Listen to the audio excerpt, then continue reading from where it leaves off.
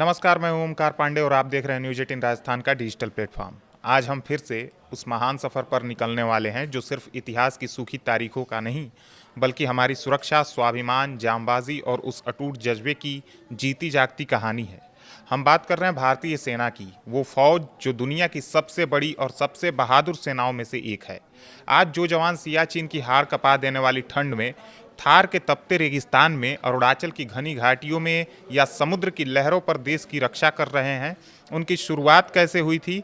यह कहानी सिर्फ बंदूकों और तोपों की नहीं, बल्कि साधारण भारतीय युवकों की है जिन्होंने समय के साथ खुद को बदलकर इतिहास रच दिया। यह कहानी शुरू होती है आज से करीब पौने 400 साल पहले, 17वीं सदी के अंत में, जब ईस्ट इंडिया कंपनी भारत में सिर्फ व्यापार के लिए आई थी। कंपनी के गोदामों और फैक्ट्रियों की सुरक्षा के लिए सबसे पहले स्थानीय पहरेदार रखे गए।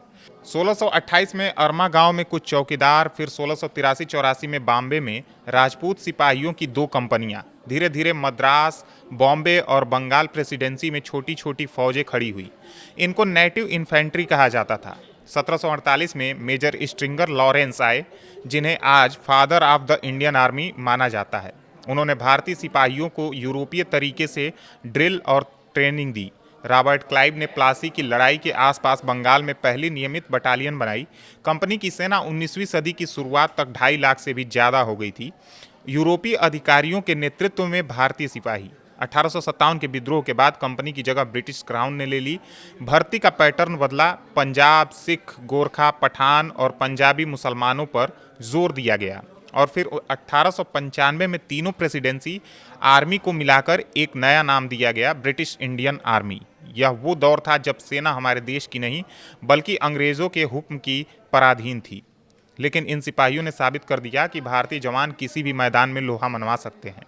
वक्त बदला और इस सेना को दुनिया के सबसे बड़े युद्धों में झोंक दिया गया। प्रथम विश्व युद्ध में भारतीय सेना 1.5 लाख से बढ़कर करीब 14 लाख हो गई। 10 लाख से ज़्यादा जवान 7 समंदर पार लड़े, फ्रांस, बेल्जियम, मेसोपोटामिया, मिस्र, गैलीपोली इत्यादि जगहों पर। खुदादाद खान पहले भारतीय बने जिन्होंने विक्टोरिया क्रॉस जीता। यह प्रेस की लड़ाई में मशीन गन चलाते हुए घायल होकर भी दुश्मन को रोके रखा। गबर सिंह नेगी, कुलबीर थापा जैसे नाम अमर हो गए। दूसरे विश्व युद्ध में तो भारतीय सेना इतिहास की सबसे बड़ी स्वयंसेवी फौज बन गई। 2.5 मिलियन से ज़्यादा जवान उस समय सेना में शामिल थे। बर्मा, अफ्रीका, इटली, मध्य पूर्व, हर मोर्चों पर ये जवान तैनात थे। 14वीं आर्मी में भारतीय डिवीजनों ने जापानियों को बर्मा से खदेड़ डाला। कुल मिलाकर दोनों युद्धों में 1.5 लाख से ज़्यादा भारतीय शहीद हुए, लेकिन उनकी बहादुरी का लोहा पूरी दुनिया ने माना। दुख की बात यह थी कि वे लड़ तो रहे थे, पर अपने देश के झंडे के लिए नहीं। फिर आया साल 1947, देश आज़ाद हुआ और इस सेना को भी नया जीवन मिला। लेकिन आज़ादी के साथ बंटवारा भी आया। ब्रिटिश इंडियन आर्मी को भी 2 हिस्सों में बांट दिया गया।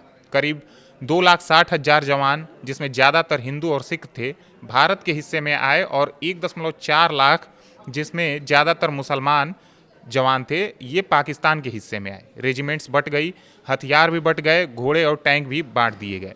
सालों तक एक साथ थाली में खाने वाले दोस्त अचानक सरहद के आर पार खड़े हो गए। कई इकाइयों में रात को चुपके से हिंदू सिख स्क्वाड्रन को बचाकर निकाला गया, क्योंकि वफादारी अभी भी रेजिमेंट के रंग में डूबी थी। गोरखा ब्रिगेड भी बटी, कुछ भारत, कुछ ब्रिटेन के इर्द गिर्द। आज़ादी के फौरन बाद, जब देश अभी संभल भी नहीं पाया था, तभी कश्मीर पर हमला हो गया। पाकिस्तान ने ऑपरेशन गुलमर्ग नामक योजना बनाई। कबायली लश्करों के भेष में नियमित सैनिक और आदिवासी योद्धा 22 अक्टूबर 1947 को मुजफ्फराबाद से घुस आए। बारामूला में लूटपाट और अत्याचार की कहानियां आज भी दिल दहला देने वाली हैं। महाराजा हरि सिंह ने मदद मांगी, इंस्ट्रूमेंट ऑफ एक्सेशन साइन किया। 27 अक्टूबर को भारतीय सैनिकों का एयरलिफ्ट शुरू हुआ। एक सिख बटालियन के लेफ्टिनेंट कर्नल देवान रणजीत राय के नेतृत्व में डकोटा विमानों से श्रीनगर पहुंचे। राज्य की छोटी फौज के ब्रिगेडियर राजेंद्र सिंह ने मुट्ठी भर जवानों के साथ दुश्मन को 4 दिनों तक रोके रखा। आखिरी गोली, आखिरी सांस तक वो लड़ाई लड़ते रहे। उनकी कुर्बानी ने समय बचाया। भारतीय सेना ने कबायलियों को खदेड़ दिया। जोजिला पास पर टैंकों से इतिहास रचा और दुनिया में इतनी ऊंचाई पर टैंकों का पहली बार यहाँ इस्तेमाल हुआ था। यह भारतीय सेना की पहली बड़ी परीक्षा थी और उसने पास कर ली। इसके बाद साल 1962 में चीन के साथ युद्ध हुआ। हिमालय की बर्फीली चोटियों पर हमारी तैयारी अधूरी थी, हथियार पुराने, सप्लाई लाइनें कमज़ोर। लेकिन रेजांगला जैसी जगहों पर इतिहास बदल गया। 18 नवंबर 1962 को चुशूल सेक्टर में 13 कुमाऊं रेजिमेंट की सी कंपनी लगभग 120 जवान, ज़्यादातर हरियाणा के अहिर मेजर शैतान सिंह के नेतृत्व में 16,000 फीट की ऊंचाई पर डटे रहे। चीन की हजारों की संख्या में लहरों के हमले, बर्फीली हवाएं, पुरानी .303 राइफलें, लेकिन जज्बा लोहे जैसा। मेजर शैतान सिंह एक प्लाटून से दूसरी प्लाटून घूमते रहे। घायल होने के बाद भी उन्होंने लगातार कोशिश जारी रखी दुश्मन को रोकने की। जब उन्हें हटाने की कोशिश हुई तो उन्होंने कहा कि मुझे छोड़ दो और लड़ते रहो। 114 जवान शहीद हुए, लेकिन दुश्मन को भारी नुकसान पहुंचाया गया। मेजर शैतान सिंह को मरणोपरांत परमवीर चक्र मिला। यह लड़ाई साबित करती है कि भारतीय सैनिक कभी हार नहीं मानता। आखिरी गोली, आखिरी सांस तक वो जंग लड़ता रहता है। 1962 की कमियों से सीखकर भारतीय सेना ने खुद को तेजी से बदला। इसका नतीजा 1965 में दुनिया ने देखा। पाकिस्तान ने ऑपरेशन जिब्राल्टर से कश्मीर में घुसपैठ की कोशिश की, फिर पंजाब की तरफ बढ़ने की कोशिश की। खेमकरण से आसपास की लड़ाई में असाल उत्तार का मैदान टैंकों का कब्रिस्तान बन गया। पाकिस्तान के अमेरिकी पैटर्न टैंक उस समय के सबसे आधुनिक भारतीय सेंचुरियन, सरमन और एंटी टैंक गनों के सामने फंस गए।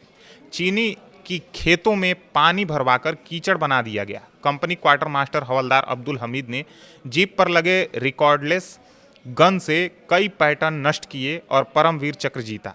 करीब 100 पाकिस्तानी टैंक नष्ट या कब्जे में आए। जगह का नाम पड़ गया पैटर्न नगर। 13 जम्मू कश्मीर राइफल्स के कैप्टन विक्रम बत्रा ने .5140 पर ये दिल मांगे मोर का नारा दिया और दुश्मन को खदेड़ा।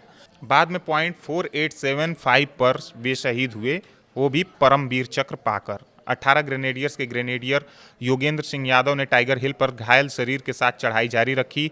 बोफोर्स तोपों की गड़गड़ाहट के बीच एक एक चोटी वापस जीती गई। यह लड़ाई साबित करती है कि पहाड़ों की ऊंचाई से ज़्यादा ऊंचा होता है भारतीय जवान का हौसला।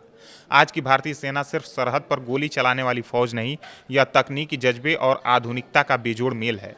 राफेल लड़ाकू विमान आसपास में गश्त करते हैं, अर्जुन और T-90 टैंक मैदानों में दहाड़ते हैं, परमाणु पनडुब्बियां समुद्र की गहराइयों में दुश्मन का काल बनती हैं, ब्रह्मोस मिसाइल, तेजस विमान, स्वदेशी रडार और आर्टिफिशियल इंटेलिजेंस, आत्मनिर्भर भारत की दिशा में सेना आगे बढ़ रही है।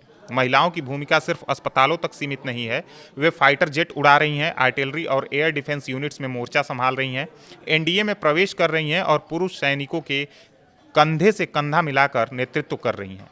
चाहे कोरोना महामारी के दौरान ऑक्सीजन और दवाओं की सप्लाई हो, उत्तराखंड की बाढ़ या केरल की आपदा में बचाव हो, या फिर सूडान, यूक्रेन, अफगानिस्तान जैसे युद्धग्रस्त देशों से भारतीयों को सुरक्षित वापस लाना हो, भारतीय सेना हमेशा सबसे आगे खड़ी मिलती है। संयुक्त राष्ट्र की शांति मिशनों में भी भारतीय जवान दुनिया भर में सम्मान कमा रहे हैं। सियाचिन पर 1984 से निरंतर तैनाती, दुनिया का सबसे ऊंचा युद्ध क्षेत्र, हमारी क्षमता का प्रमाण है। ईस्ट इंडिया कंपनी की छोटी सी पहरेदार टुकड़ी से शुरू हुआ यह सफ़र आज दुनिया की दूसरी सबसे बड़ी सक्रिय सेना बनने तक पहुंच चुका है। करीब 12 से 14 लाख सक्रिय जवान, आधुनिक हथियार और अटूट जज्बा। यह कहानी हमें सिखाती है कि जब तक तिरंगे की आन बान शान के लिए यह वर्दी सरहद पर, पहाड़ों पर, रेगिस्तान में और समुद्र में तैनात है, तब तक हर हिंदुस्तानी चैन की नींद सो सकता है।